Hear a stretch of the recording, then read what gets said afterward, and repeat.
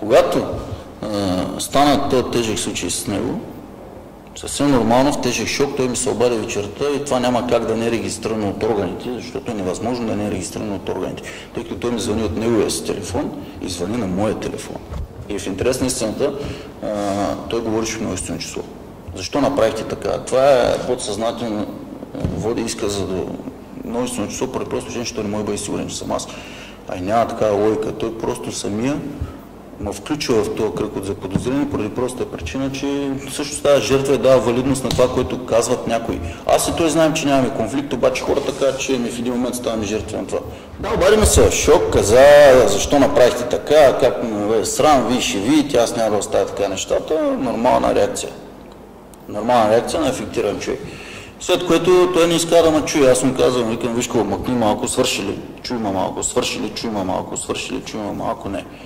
Викам, не съм аз, няма причина съм аз, осъзнай се сега рано, ще мине малко време, осъзнай се и намерете проблема, защото този проблем, колкото е срещу теб, толкова е срещу мен.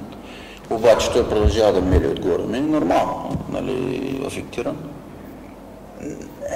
Така. И това е, говорим непосредствено часове след случай. По-късно в рамките на няколко дни, докато тече следствието,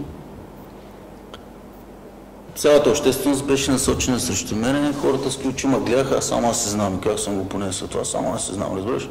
И когато знаеш какво не си, и да твърди, те ме докараха до там, че аз отидах на гости на майка си, на баща си, да им кажа да знаят, че това не съм го направил аз.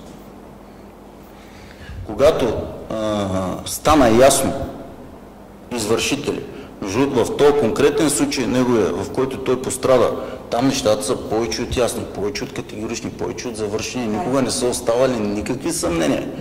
Никакви съмнения. Значи, ефекта, който те постигнаха върху мен с това си деяние, не беше по-малък от удара срещу него. Само се измерва в загубите, те са различни. Неговите загуби са едни, моите загуби са други, както виждате, те отекват до ден днешен.